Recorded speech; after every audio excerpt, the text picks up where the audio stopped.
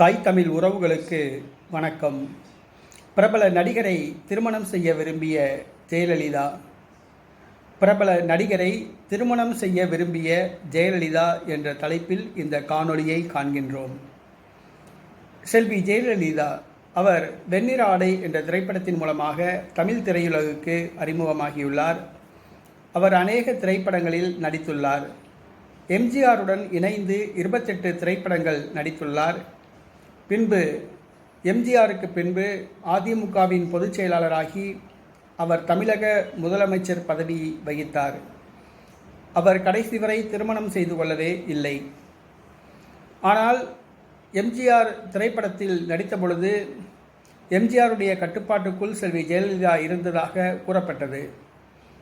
ஆனால் பிரபல தெலுங்கு நடிகர் சோபன் பாபு, இவர் 1937ஆம் ஆண்டு பிறந்தார்.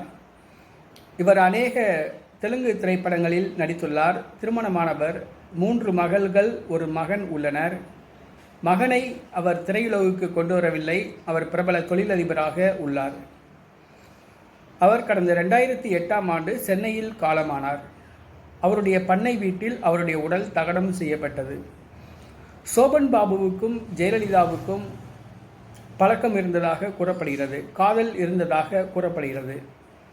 ஆனால் சோபன் பாபு ஏற்கனவே திருமணமாகி 4 குழந்தைகளுக்கு தந்தையானவர்.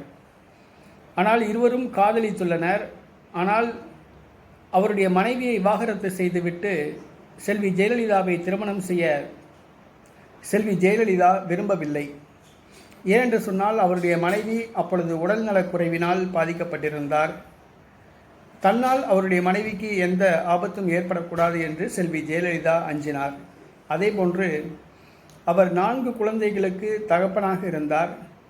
அந்த குழந்தைகளுக்கு திருமணம் செய்துவிட்டு நல்ல தந்தையாக அவர் இருக்கட்டும் என்று விரும்பினார். ஆகையால் சோபன் பாபுவை அவர் திருமணம் செய்யவில்லை. பிரபல நடிகர் சோபன் பாபுவை திருமணம் செய்ய செல்வி ஜெயலலிதா விரும்பியது உண்மை. ஆனால் அவர் கடைசி வரை அவர் திருமணம் செய்யாமல் தனிமையாகவே செல்வி ஜெயலலிதா வாழ்ந்துவிட்டார்.